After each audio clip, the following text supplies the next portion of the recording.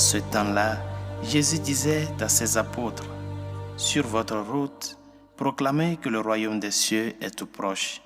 Guérissez les malades, ressuscitez les morts, purifiez les lépreux, expulsez les démons.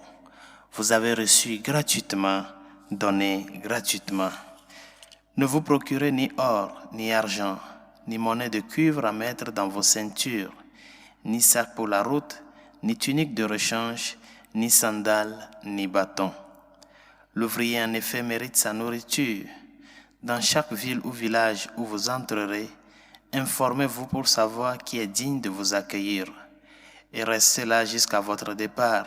En entrant dans la maison, saluez ceux qui l'habitent. Si cette maison en est digne, que votre paix vienne sur elle.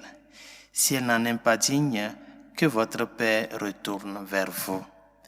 Si l'on ne vous accueille pas et si l'on n'écoute pas vos paroles, sortez de cette maison, de cette ville et secouez la poussière de vos pieds.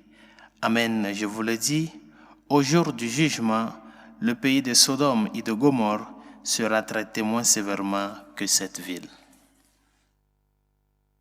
Acclamons la parole de Dieu. Louange à toi, Seigneur Jésus. Vous avez reçu gratuitement, donné gratuitement. Saint Paul, dans l'un des passages de ses écrits, nous dit ceci.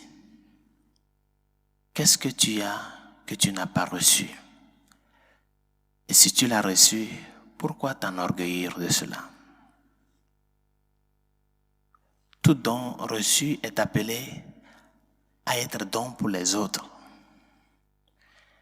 De telle manière que le don garde sa logique de don quand elle est donnée. Quand il est constamment en donation. Personne ne vient au monde les mains vides. Le Seigneur a un plan sur chacun de nous. Et il nous envoie déjà avec quelque chose dans notre gibecière. Nous ne venons pas les mains vides. Le problème, c'est que plusieurs fois, nous nous fixons sur les autres et nous oublions ce que nous avons. Ce que le Seigneur nous a donné. Parce que nous sommes tellement envieux tellement envers le bien des autres que nous oublions comment est-ce que nous pouvons discerner sur nous-mêmes pour savoir qu'est-ce que je suis capable de faire. Ils sont beaucoup les talents et les dons que le Seigneur nous a donnés. À certains, ils ont un. Certains, ils ont deux. Certains, ils ont trois. Et ainsi de suite. Mais si le Seigneur t'a donné un, pourquoi ne pas travailler ce tunique-là? Pourquoi chercher à envier celui qui a 5? Du moins, continue par travailler le petit que tu as. Continue à l'exercer pour que ça puisse se transformer en 2, en 3. Bien, chers amis, c'est à cela que nous sommes appelés. Nous-mêmes, nous sommes des dons qui doivent se transformer en dons pour les autres. Sur la croix, c'est le don parfait qui est là-bas cloué. Et pourquoi il s'est laissé ridiculiser jusqu'à ce point? C'est par pur amour.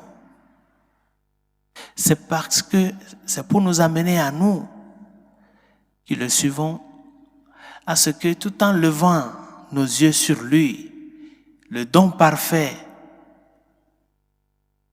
qui est monté aux cieux qui est monté à la croix pour nous, que nous aussi nous puissions nous aussi au fur et à mesure et au jour le jour nous donner jusqu'au centime pour les autres. C'est un donnant qui a la joie, mes chers amis. Vous avez reçu gratuitement, donné gratuitement. La foi que tu as reçue, tu es appelé à le transformer et à le faire parvenir à d'autres personnes. Quel talent tu as? Cherche à te connaître. Quel talent tu as? Qu'est-ce qui marche pour toi? il y a toujours quelque chose que si nous nous mettons à le travailler, ça va être quelque chose de grand. Mais commençons toujours à fixer les regards sur le don parfait qui est monté à la croix pour nous. Il nous montre l'exemple de faire de notre vie une oblation pour les autres. Les apôtres l'ont bien compris.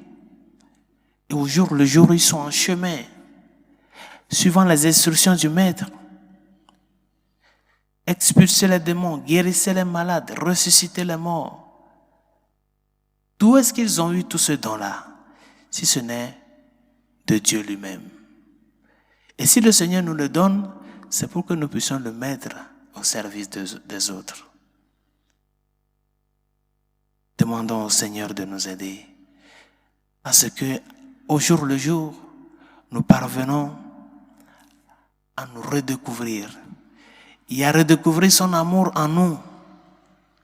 Quand je suis au marché, quand je suis au travail, dans ma société, dans mon bureau, à n'importe quel lieu, que je puisse savoir que je suis là-bas pour le bien des autres. Et je dois me mettre au service des autres et non chercher à détruire ces personnes-là. Et non chercher à leur quitter ce qu'ils ont. Et non chercher à leur faire une contrebande. Vous avez reçu gratuitement, donné gratuitement. Que sa grâce nous aide et que sa miséricorde nous réconforte.